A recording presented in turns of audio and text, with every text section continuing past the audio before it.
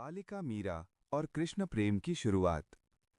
राजस्थान की पवित्र धरती पर एक नन्ही बालिका जन्मी, मीरा। बचपन से ही उसका मन संसार के खेलों में नहीं, बल्कि अपने प्रिय ठाकर जी में बसता था। एक दिन जब उसने अपनी माँ से पूछा, मेरा दूल्हा कौन है, तो माँ ने मुस्कुराकर कृष्ण की मूर्ति की ओर संकेत कर दिया। उसी क्षण से मीरा ने कृष्ण को अपना सब कुछ मान लिया। उसकी मासूम आंखों में अब केवल भक्ति का प्रकाश था और हृदय में अनंत प्रेम। राजमहल में भक्ति का दीप। समय बीता और मीरा का विवाह राजघराने में हुआ। चारों ओर वैभव, ऐश्वर्य और शाही मर्यादाएं थीं, परंतु मीरा का मन तो केवल अपने गिरधर गोपाल में रमा था। महलों की चमक दमक के बीच भी वो मंदिर में बैठकर भजन गाती, आंसू भरी आंखों से प्रभु को पुकारती।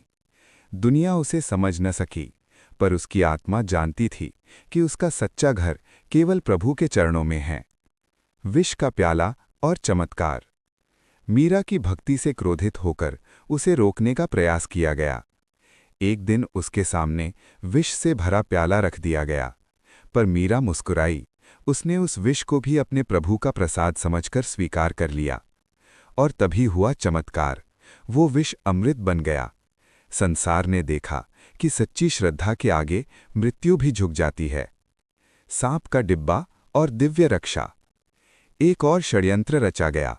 मीरा को सांप से भरा डिब्बा भेजा गया, लेकिन जब उसने श्रद्धा से वो डिब्बा खोला तो भीतर से निकला शालिग्राम। चारों ओर आश्चर्य फैल गया। ये स्पष्ट था, भगवान अपने सच्चे भक्त की रक्षा स्वयं करते हैं।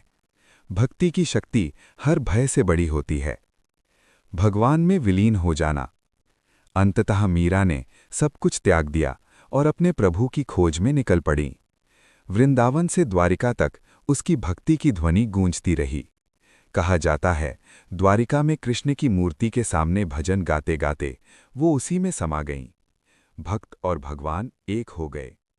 मीराबाई की ये कथा आज भी हमें सिखाती है।